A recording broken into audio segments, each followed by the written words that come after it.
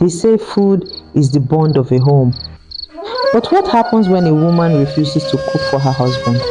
Not for a week, not for a month, but for 10 whole years. This is the eerie tale of a stubborn wife, a starving marriage, and the spirits that demanded a meal. In a small riverside town lived a man named Obinna and his wife Adanne. Adanne was beautiful, sharp-tongued and strong-willed, but from the first day of her marriage, she refused to cook. "Why must I bend over a pot?" she would snap. "If you want food, cook it yourself." The husband tried to reason, but she would not change.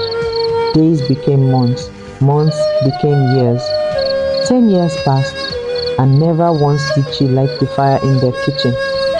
Neighbors whispered. Women mocked Obinna for eating from other homes. Elders warned that a home without food invites wandering spirits. But still, Adanne refused. One night, Obinna dreamt of an old woman in rags. She leaned close and hissed, "Your wife owes us a feast. If she will not feed the living, she will feed the dead." He woke sweating. Days later, pots in the kitchen began to rattle on their own. Smoke rose from cold firewood. At night, neighbors heard the sound of a pestle pounding yam, though no one was inside. Then it began.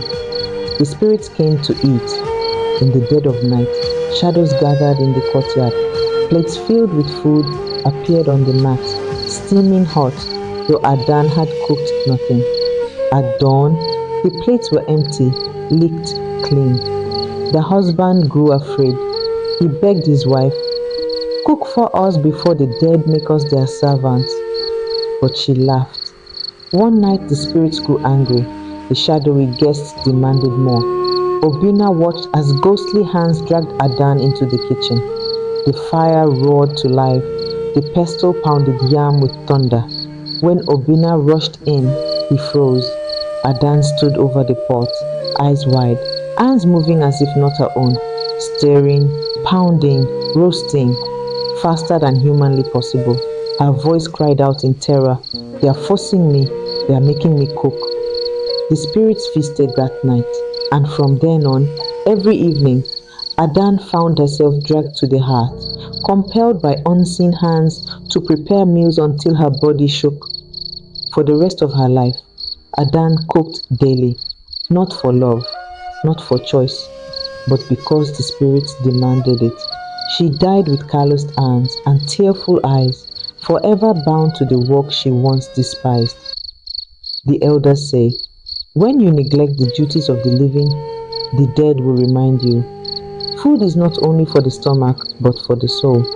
And so even today, when a wife refuses to cook in some villages, people whisper, "Be careful, or the spirits will make you their chef."